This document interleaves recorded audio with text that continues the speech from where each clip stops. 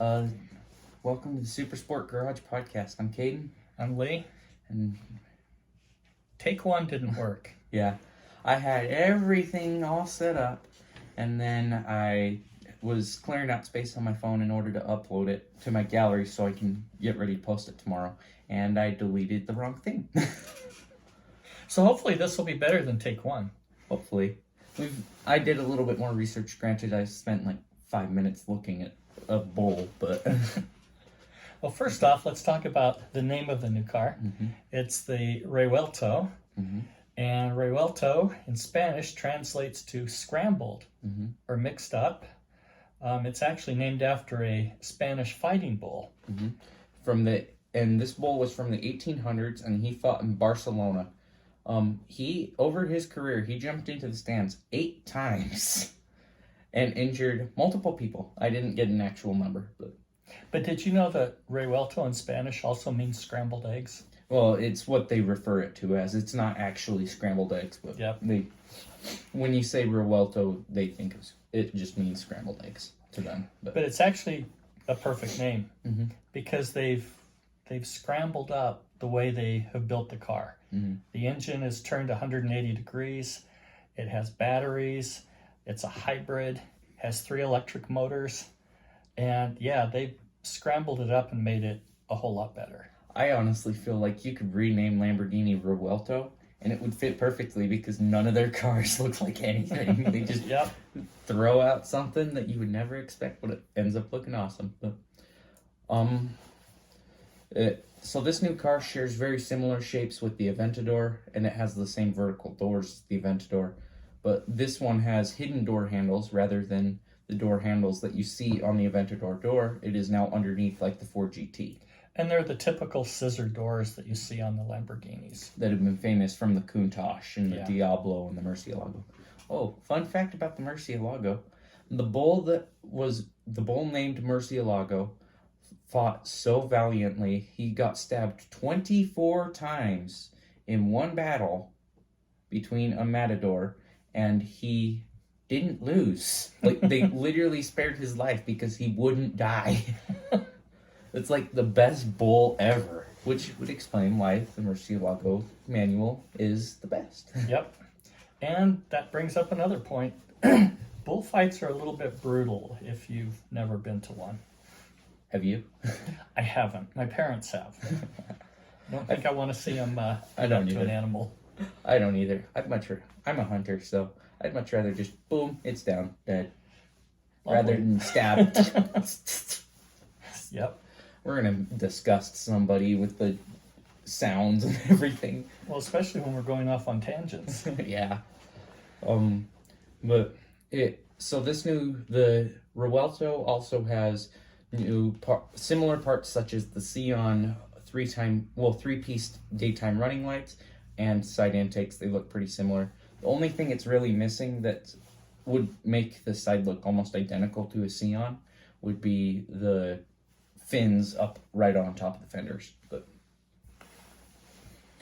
it also shares some parts with the Centenario with the brake lights, the Y shape. But it has a new design with a high mounted exhaust like the McLaren 720S. And like I said in take one, I'll put up a video right here, but I think that tuners will come out with volcano exhausts, so where the flames shoot out of the top rather than out of the back. That would be sweet.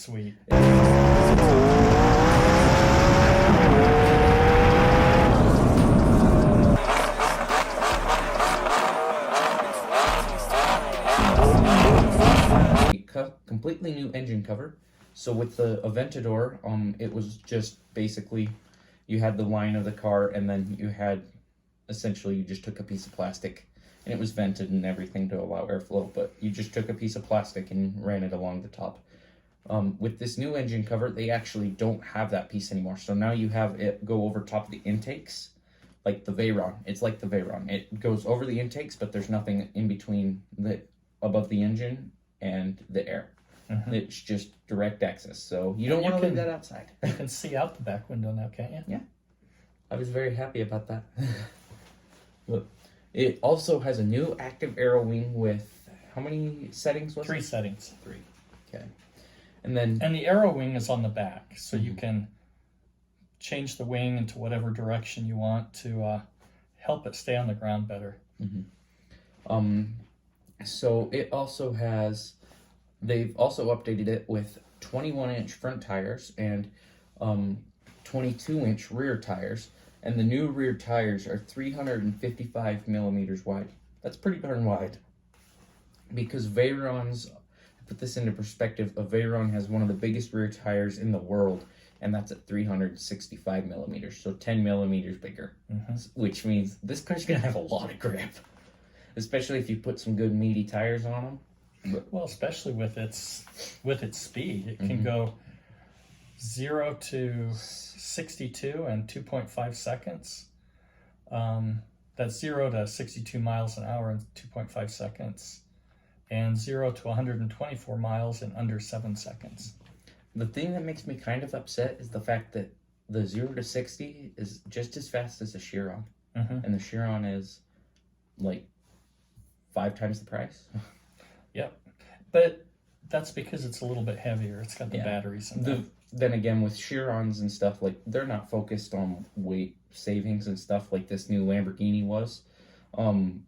They are more focused on luxury, and we just make it go fast.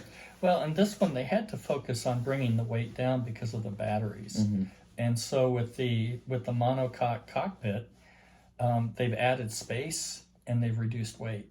Yeah, so to be specific, they added like 1 inch of headroom and 3.3 inches of legroom. And this is with a completely brand new interior. There's also now room for a golf bag behind the seats, and there's now a 8-inch portrait, vertical touchscreen infotainment center in the middle.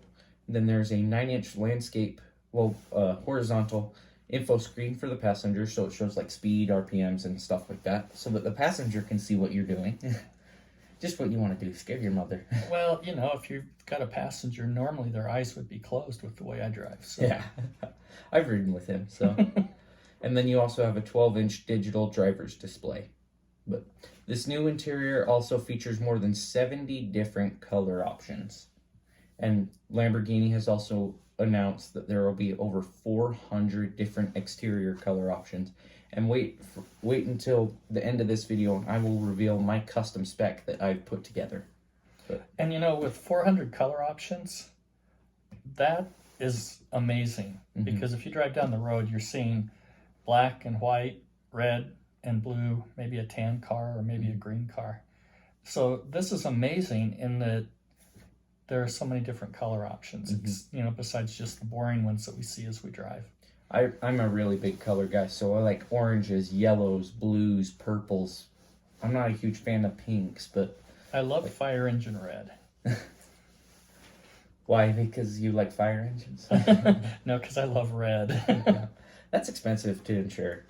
But the new Revuelto was unveiled in a brand new color called Arancio Apertus.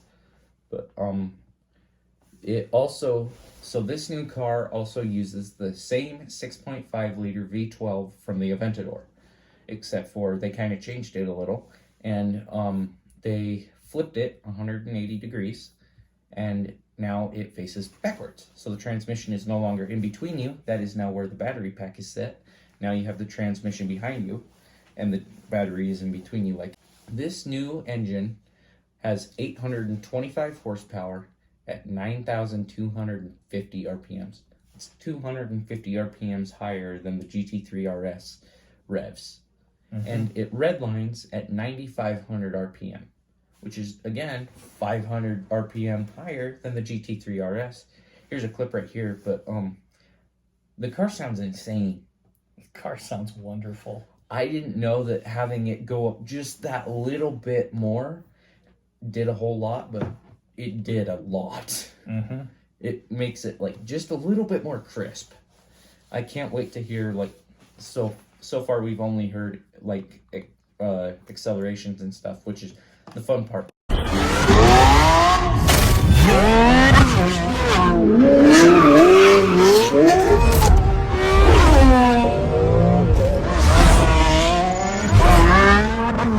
I'm excited to hear what it sounds like to rev. Yeah. Also, it makes me curious. What are the straight pipes going to be like by FI Exhaust or Gintani and stuff like that? I don't know. Those companies, these things are going to hurt our ears just like the GT3 RSs do. And they're supposed to. I mean, Yeah. that's wonderful. The other thing that it has is all four wheels steer. Mm-hmm. And that's because of the additional bulk. It gives it a feeling of agility and responsiveness. And so for me, that's a new one, seeing all four wheels steer. The only car that actually has that I'm aware of is the Aventador S. They actually have that available. Mm-hmm.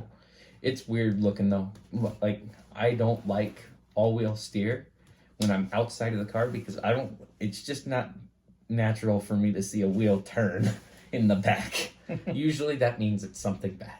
But so there are 13 new driving modes in this car, and I'm only going to cover 4, but the most notable are Cheetah Hybrid, which are 0 emissions, and this is completely electric mode. This is really good for energy recovery, and it's really good for like pulling into your driveway or something. So if you go on a date or something, you can open up the garage, pull in, and your kids won't even know that you got there. That's right, but it'll only go for 6 miles in all electric mode. Which is just enough that if you're sneaking out of the house from your parents, then you can just roll in. So you sneak out of the house from your parents, huh? No. Here's the thing, though. You have to have friends to sneak out too. So I have no friends, so I don't have to worry about that. But in Cheetah Hybrid, you have 177 horsepower from all 3 electric motors that run the power, which is weaker than my pickup truck. But then again, it's electric, which means it's actually probably faster. And then you have Strata Hybrid, which is the basic just drive around mode. It produces almost 874 horsepower, which this is the lowest horsepower you can get with the engine running, and it's 67 more horsepower than the Lamborghini Sian, Mm-hmm. which shows a lot between basically almost the exact same motor flipped and built a little bit differently. Well, and if you look at it, that it will only go 6 miles on fully electric. It also will charge in about 6 minutes with the 12-cylinder motor. Yeah. One thing to note about the 12-cylinder is we asked a couple episodes ago was what happens if you run it completely in electric mode and it just dies? What happens then? And we thought maybe you'd be completely screwed because you can't charge it and you can't drive it because it won't turn on because of the electric motor. Lamborghini actually solved that issue, and if the battery gets too low, the engine will turn on. So really the only way to kill it is by killing the electric motor and running completely out of fuel, which that's the least, at that point, that's the least of your worries, because there can be issues with your engine if there's no fuel in it. But then you have, so the other mode you have is Sport Recharge, which is basically just your fun drive around mode.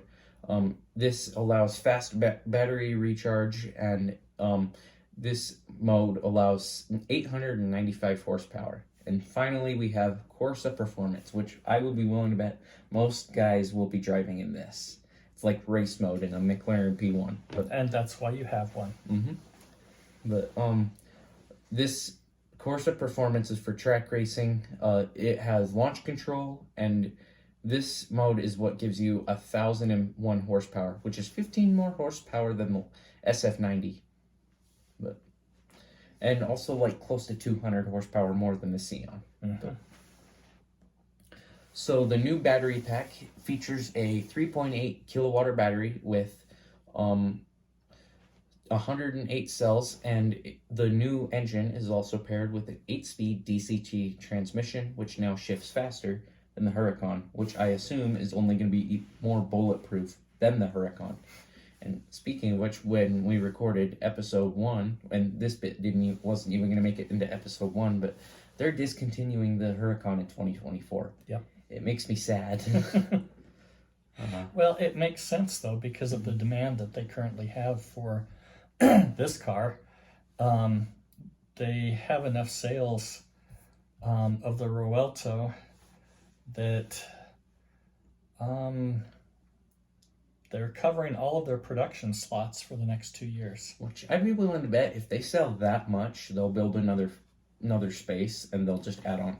This car, if they've already sold out 2 years, this car might pass the Huracan, well, might pass the Urus as being one of the #1 cars sold. I don't think it'll pass the Huracan. Well, and one of the reasons why it's selling so quickly is, for one, it's a hybrid, and for two, it's the first new volume production car in 12 years. And it's V12. Which, if you make a V12, pretty much anybody's going to go for it, just because they love it. But I'm honestly curious to see Anybody with $700,000. Not quite $700,000. They start at $555,000 USD and 455,000 pounds. But that's well, apparently we're not supposed to record because it's the second time that it shut down. It crashed again, so yeah.